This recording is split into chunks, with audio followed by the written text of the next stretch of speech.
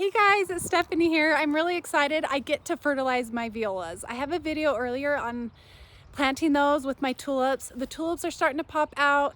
My violas are starting to wake up, and I really need to give them a nice dose of nitrogen and fertilizer.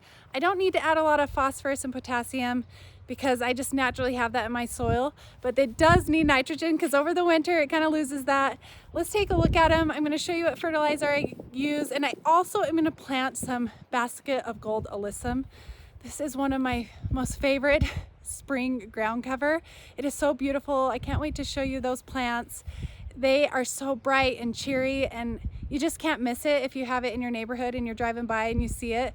I remember seeing it last year and I just needed to have it. It's just one of the first spring blooming ground covers, and it's just stunning. So I'm gonna plant that, and I'm also gonna fertilize my delphiniums right now. They really need a lot of that because they produce so many flowers. I wish they were in bloom right now. I actually bought a new variety that is a millennium variety. It's supposed to be more heat tolerant, live a little bit longer, can really handle the cold. So I'm really excited to try those out because my climate doesn't necessarily love delphiniums as much. It gets really hot here and they kind of just die until fall or go dormant, and then they'll rebloom. So I'm gonna fertilize those. Let's just take a look at my violas. And they are so beautiful. There's so many different colors and tones, and they just are bringing me so much cheer after a long winter. Okay, let's look at this cute blue one. Look at the center on that. And then I have a white one here. It has such a fun purple star-shaped center. Look at all of these. Isn't this looking amazing? I still have some weeding to do, so ignore those. I have a soap in there to prevent the deer, and I added some snapdragons. Those are in the store. They're a little bit more cold hardy as an annual goes, so the next 2 months they're really nice, take root as they fertilize and water.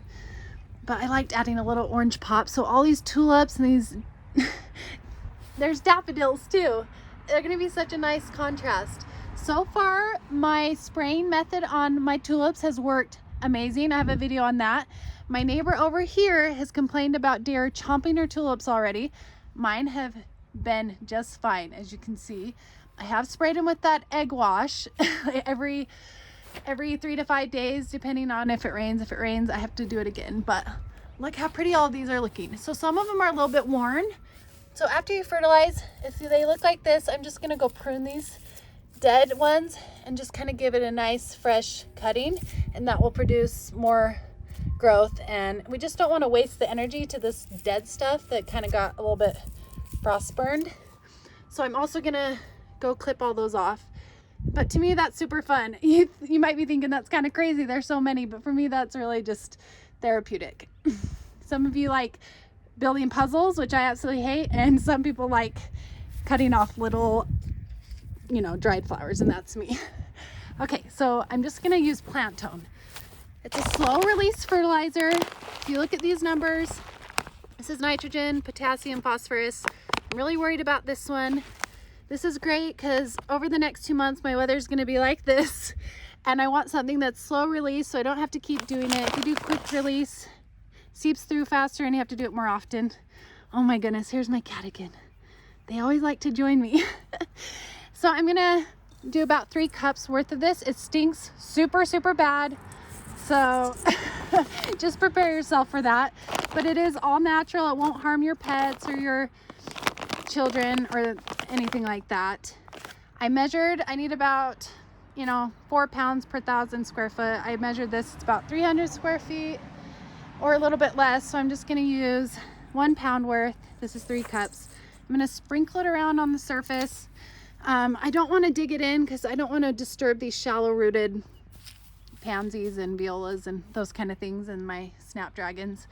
I'm just gonna water it after I lay it down, get this all over, and then I will have to spray again probably because I watered to make sure the deer don't come eat my tulips. But I cannot wait. In about, I'm gonna say about a month or a month and a half, all of these are gonna be tulips.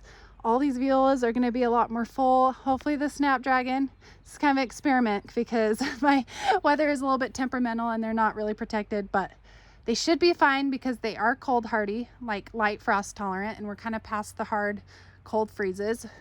But it is just gonna look amazing. It's just gonna be so full of tulips. I did plant probably, I don't know, 350 to 400 I know that's not even a lot compared to some people. For me, this is a lot this year. Okay, let's get spreading, and then after I'll go plant those basket of golds. They are so pretty, I can't wait to show you.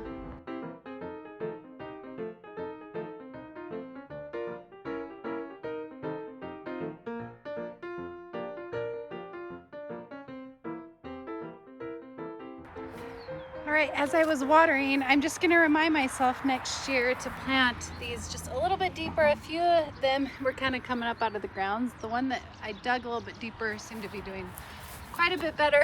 Look how pretty that one is. But that's okay, they'll still recover. I'm just gonna make sure I get all of them deep like I did this one, so it can kind of compensate for the natural erosion that happens over winter time. Okay, I'm really excited to go show you the basket of gold. There's some different varieties. They kind of all look similar. This one's a little bit taller. It is so pretty. I'm gonna get these in the ground, and then I will fertilize my Delphinium, and then I should be good to go for a little bit. I'll just start weeding after that for the next week, kind of prep the beds and get ready for some mulch and compost and those kind of things. The season for dirt on my face. I just noticed I had so much dirt all over my face. That will be the new norm for me. Okay, so look at these. Look how pretty. Look how dainty those little flowers are. So this is the perennial version of the white alyssum that you think of, or the purple. There's lots of different varieties. But this one has such a beautiful silver leaf to it, and it gets about 12 inches tall. I actually got these at Walmart for $4.98. That's a really good deal. They really like the full sun. So basically what I have here is I'm just gonna plant them and kind of let them go fill in crazy around here, because they'll start to take over, but they're not invasive, so you can kind of control them and divide them and cut into them if you want as they get more mature. I have some violas here. These are the raspberry sorbet. They got a really cute, there is one barely starting to come out. I'm a very eager person, so I'm planting them super early. But that one's gonna be purple, and there's some pinks and white. I think that's gonna be such a beautiful contrast to these yellow flowers. But just take a look at how bright and bold these are. Can you imagine why these are so beautiful when spring really starts to take its course and these will get a little bit more established? And they're a little bit taller, which I like, because it'll be nice with this tree. But I think every year I kind of want some violas in here, so if it starts to take over, I'll just kind of divide right here and just mix in some of these different colors. But I also have a bare root peony right here. My darn chicken got to them, some of them, and broke off some of the stems. I was really mad. But this is Gay Pre. In 3 years, this is gonna take up this whole space, and it's such a beautiful contrast to this yellow. So look that up. Look up Gay Pre peony. It's a Japanese style, so pretty. All right, I'm just gonna start planting these. Tell me if you guys think these are as beautiful as I do. They're just stunning when they just are in a huge mass. And then when they are done blooming, you're left with this pretty foliage, that silver foliage.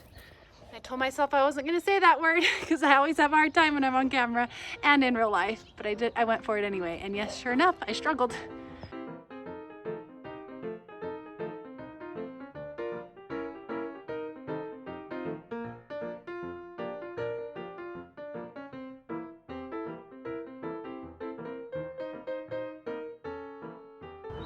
All right, look how beautiful this looks. My violas are gonna kind of swoop around them.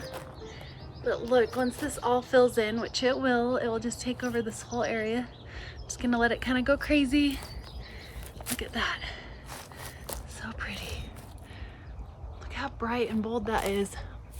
So vibrant. And then I got my cute little violas. This is so fun, you guys. If you haven't gotten into gardening, get out and garden, it's so fun. I'm also really excited because I have a video on my Jack Frost Brunera. It's coming back.